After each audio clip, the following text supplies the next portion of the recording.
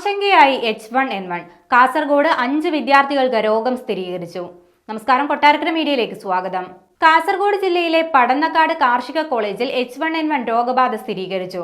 5 വിദ്യാർത്ഥികൾക്കാണ് രോഗം സ്ഥിരീകരിച്ചത്. രോഗലക്ഷണങ്ങൾ കാണിച്ച വിദ്യാർത്ഥികളുടെ സ്രവങ്ങൾ പരിശോധനയ്ക്കായി ആലപ്പുഴ വൈറോളജി ലാബിലേക്ക് അയച്ചിരുന്നു. ഇന്നലെ രാത്രിയോടെയാണ് പരിശോധനാ ഫലം പുറത്തുവന്നത്.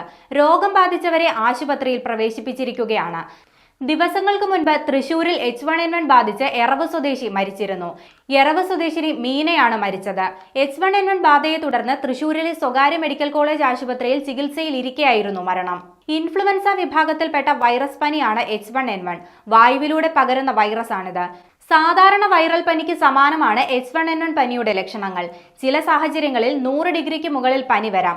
കൂടാതെ ചുമ, തൊണ്ടവേദന, ശ്വാസതടസ്സം, ചുമയ്ക്കുമ്പോൾ രക്തം തുപ്പുന്ന അവസ്ഥ, ശരീരവേദന, ഛർദി എന്നിവയും ഉണ്ടാകുന്നു.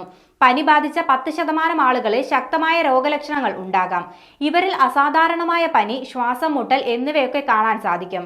എന്നാൽ മറ്റുള്ളവരിൽ ലക്ഷണങ്ങൾ വളരെ സാധാരണമാണ്. രോഗത്തിന് ഫലപ്രദമായ ചികിത്സ നിലവിൽ വൈദ്യശാസ്ത്രത്തിലുണ്ട്.